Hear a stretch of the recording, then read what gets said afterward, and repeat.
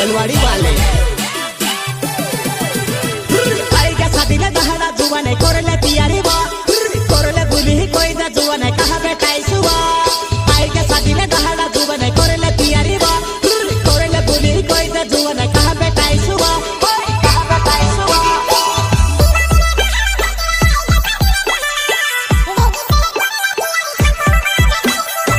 दिवाली ने दहड़ा जतिरा आई जा शादी ले दहड़ा बेगी से करले तैयारी छको मा बेटाई सुवा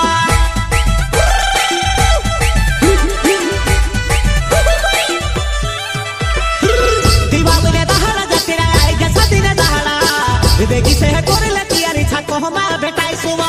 दिवाली ने दहड़ा जतिरा आई के शादी ने दहड़ा बेगी से करले तैयारी छको मा बेटाई सुवा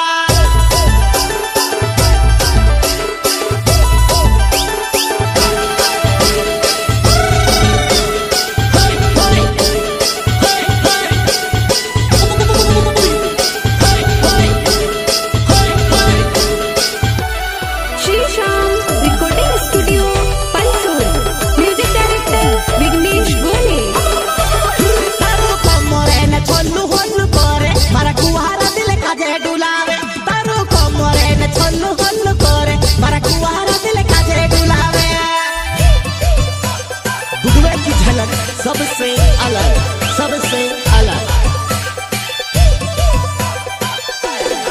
वो तारो कमरे में छल्लू हल्लू